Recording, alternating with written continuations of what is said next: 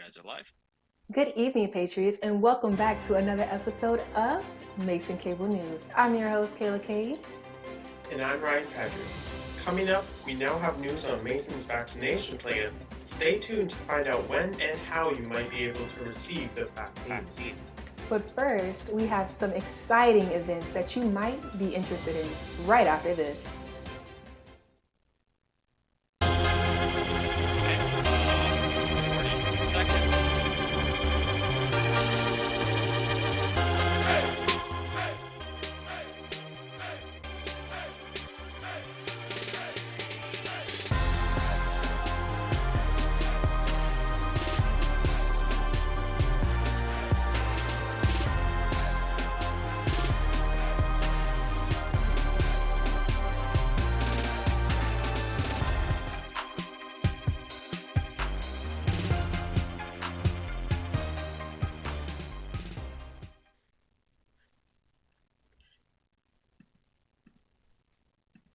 Do you need some exam help preparing for them?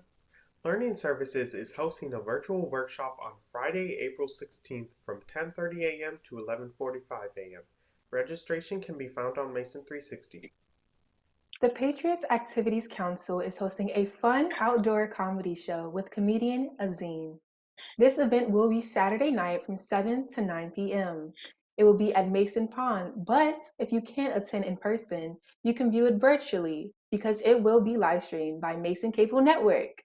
Registration can be found on Mason 360. Are you a student employee on campus? Student Employee Appreciation Day is Saturday from 12 to 3 p.m. Student employees can go to the corner pocket in the hub for free play and free ice cream. Registration can be found on Mason 360. Tomorrow from 7 to 8 p.m., there will be a virtual Healthy Boundaries workshop.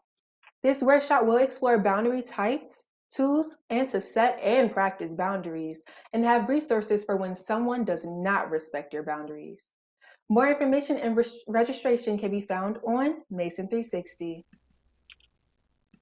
This Saturday from 11 a.m. to 5 p.m., GMU's Student Involvement and the Center for the Arts will be collaborating with Mason's Computer Game Design Department and GMU's eSports for a virtual all-day gaming convention. More information and registration can be found on Mason 360. We'll now turn it over to Sydney Johnson, who's filling in for Stone Mueller, with some great tips on how to enjoy the last few weeks of the semester. Sydney?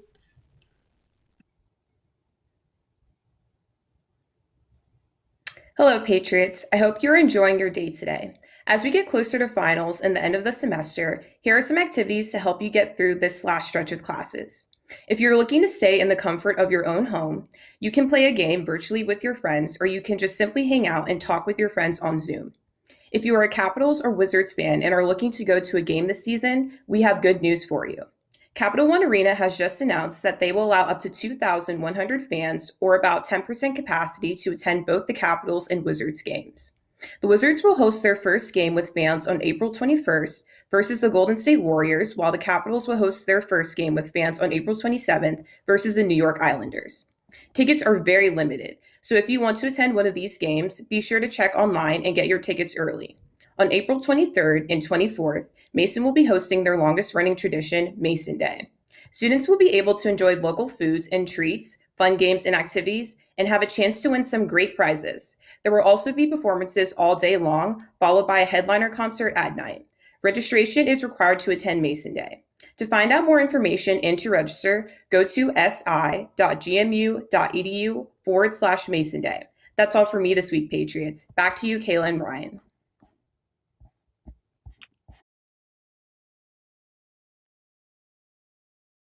Cayla? Thank you, Sydney. We will now turn it over to our weatherman, Jack Dunne, with the weekly weather report. Jack? Hello, Mason. Hope you guys enjoyed the nice weather today. Temperatures were nice and comfortable with a high in the mid-60s. Tomorrow will be a little bit cooler, but still partly cloudy. In fact, every single day this week is supposed to be partly cloudy. Saturday will be a touch warmer in the low 60s. On Sunday and Monday will also be a touch warmer with highs in the mid-60s. Tuesday should be the warmest day of the week with the high in the upper 60s. And for Wednesday, the high should be in the upper 50s. This week, the Weather Channel released its forecast for the upcoming hurricane season. They are predicting 18 named storms. Of those 18, eight would be hurricanes, and of the 8 hurricanes, they're predicting 3 will be at least a Category 3. This is slightly above the average named storms which is 14, but still a far cry from last year's whopping 30 named storms.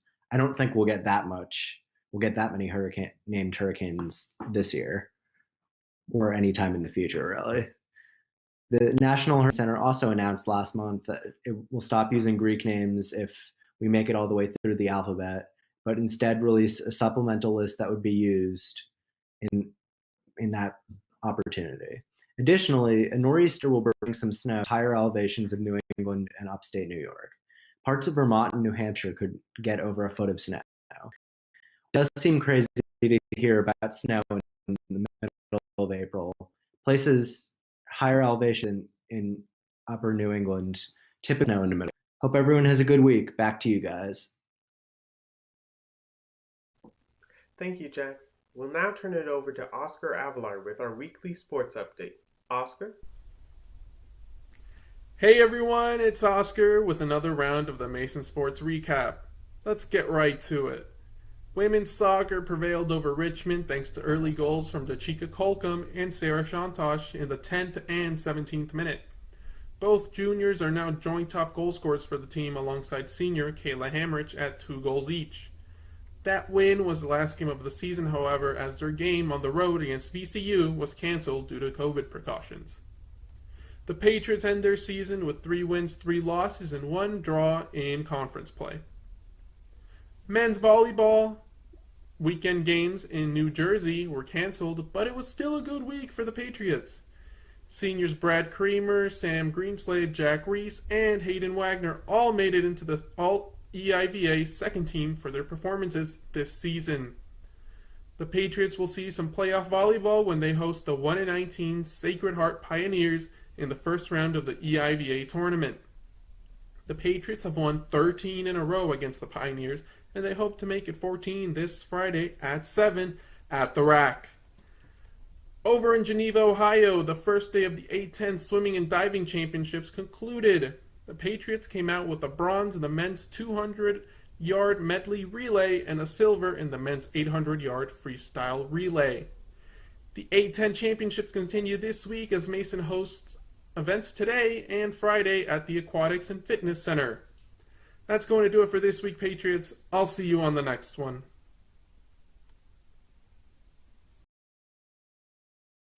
Thank you, Oscar. We will now turn it over to Jayla Brown, who has information about George Mason COVID vaccinations. Jayla?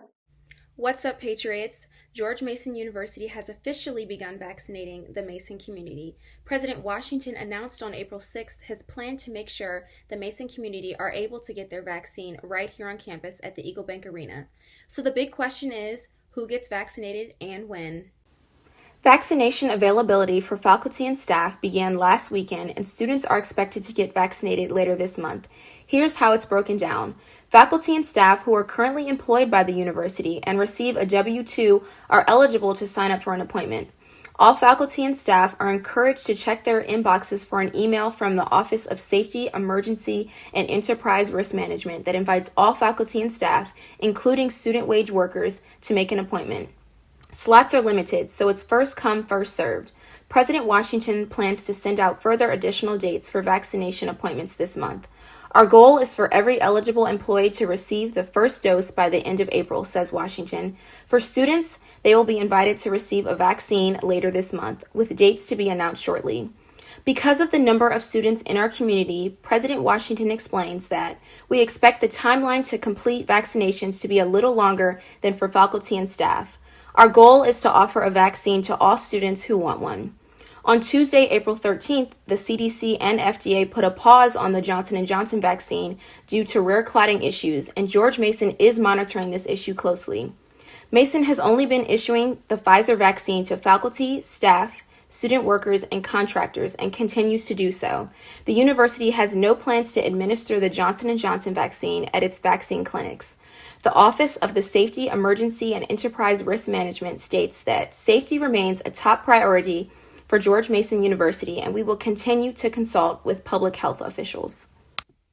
President Washington encourages everyone in the Mason community to continue to follow COVID-19 protocol and CDC guidelines by getting tested, wearing your masks, social distancing, and continuing to fill out those Mason COVID health checks so that Mason can remain safe. Stay safe, Patriots. I'm Cayla Brown. Back to you guys.